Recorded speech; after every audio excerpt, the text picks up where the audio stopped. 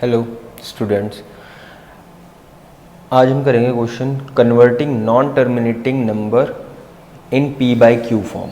Non terminating numbers का मतलब हो गया जो नंबर कभी टर्मिनेट नहीं होते, जिन्हें डिवाइड करने पर कभी भी ज़ीरो नहीं आता है। तो इसका पहला एग्जांपल है 0.6 बार, मतलब 0.666 ये रिपीट होता जा रहा है 6 को। इसको हमें पी बाई क्यू की फॉर्म में लिखना है क्योंकि ये एक रैशनल नंबर होता है और हर रैशनल नंबर को हम पी बाई क्यू की फॉर्म में लिख सकते हैं।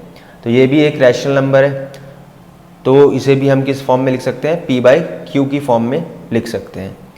तो अगर मान लीजिए ये नॉन टर्मिनेटिंग नंबर नहीं होता, टर्मिनेटिंग नंबर होता, तो इसे पी बाई क्यू की फॉर्म में कन्वर्ट करना बहुत ईजी है।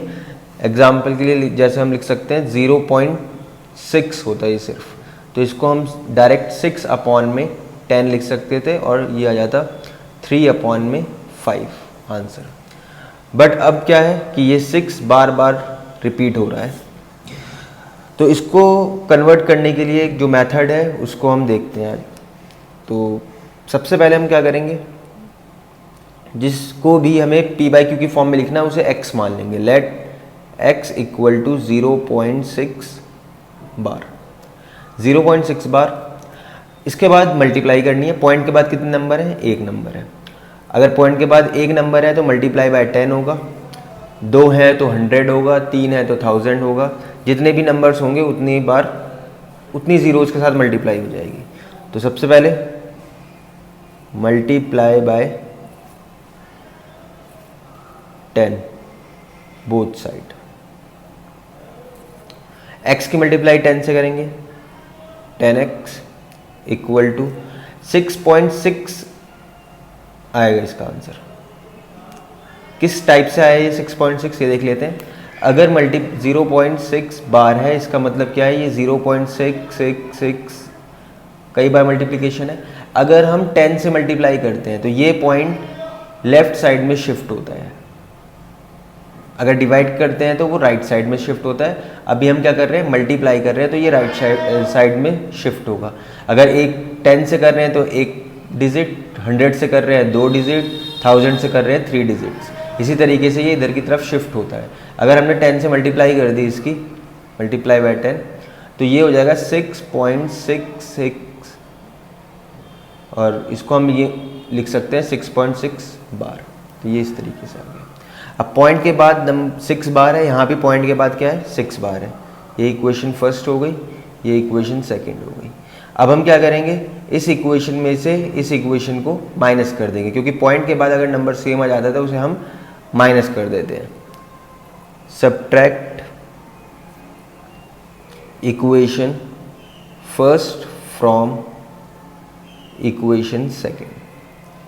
तो second equation 10x equal to 6.6 bar, x equal to 0.6 bar.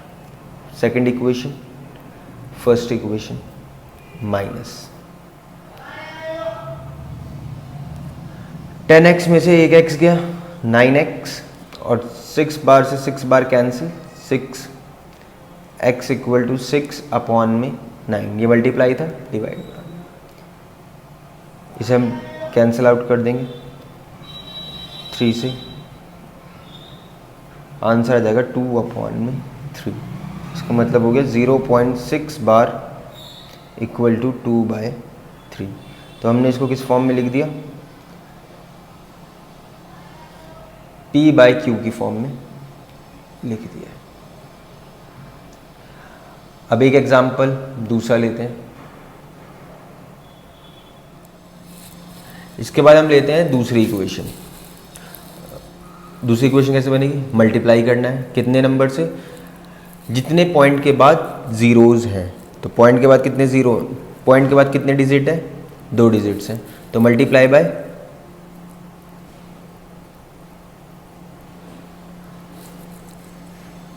100।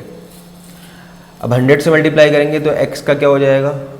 100x, और इसकी मल्टीप्लाई करेंगे 18.484848, इस तरीके से 2 से मल्टीप्लाई करिए तो अभी बताया कि लेफ़्ट साइड में शिफ्ट हो जाएगा, पॉइंट आ जाएगा यहाँ पर।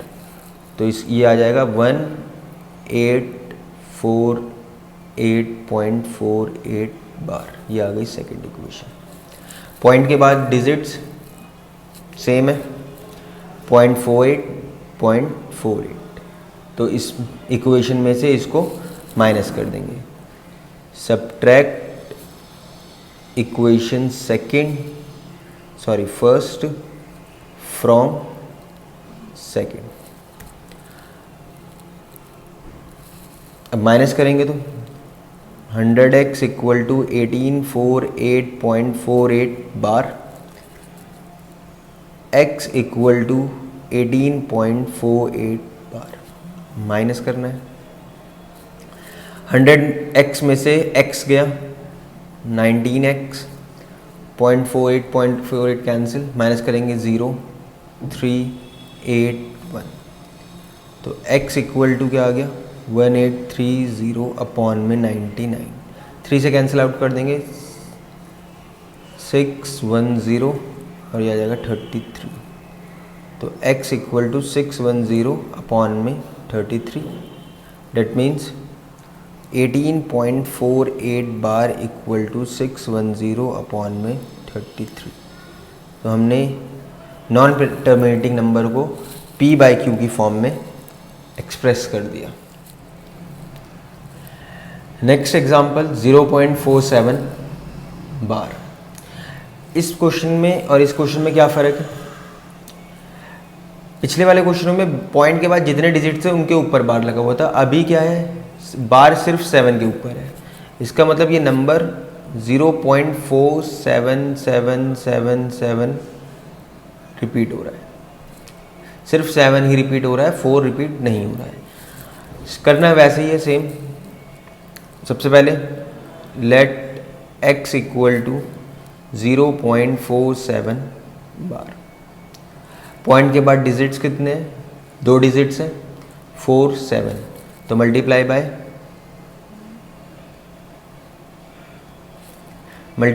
100 बोथ साइड। जब 100 से मल्टीप्लाई करेंगे तो ये हो जाएगा 100x, और इसकी अगर 100 से मल्टीप्लाई करते हैं 0.47777, तो 2 zeros से कर रहे हैं तो 2 डिजिट्स वो शिफ्ट होगा लेफ्ट साइड में पॉइंट। तो ये हो गया 47.7 बार, 47.7 बार। ये पहली इक्वेशन, ये सेकंड इक्वेशन। अब पॉइंट्स चेक करेंगे। पॉइंट्स के बाद यहाँ नंबर है 47, यहाँ पर है 7। तो ये नंबर सेम नहीं है, तो हम इसे माइनस नहीं कर सकते हैं। तो माइनस करने के लिए हम एक बार मल्टीप्लाई और करते हैं। मल्टीप्लाई करेंगे इस वाले नंबर की। तो इसमें क्या है, पॉइंट के बाद एक डिजिट है, तो मल्टीप्लाई किससे होगी, सिर्फ 10 से। Multiply by 10 both side. 10 से करेंगे तो ये 1000 हो जाएगा, और इसको करेंगे, अभी पॉइंट यहाँ पर है।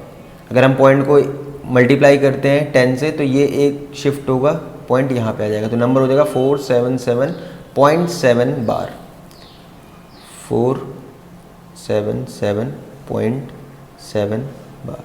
Third equation. अब पॉइंट के बाद 4, पॉइंट के बाद 7 बार, पॉइंट के बाद 7 बार। दोनों इक्वेशंस में पॉइंट के बाद के नंबर सेम है, तो हम इसमें से इसको माइनस कर देंगे। Subtract equation second from third. तो 1000x इक्वल टू 477.7 बार, और फिर 100x equal to 47.7 bar, minus 7 bar cancel, 7 से 7 कैंसिल,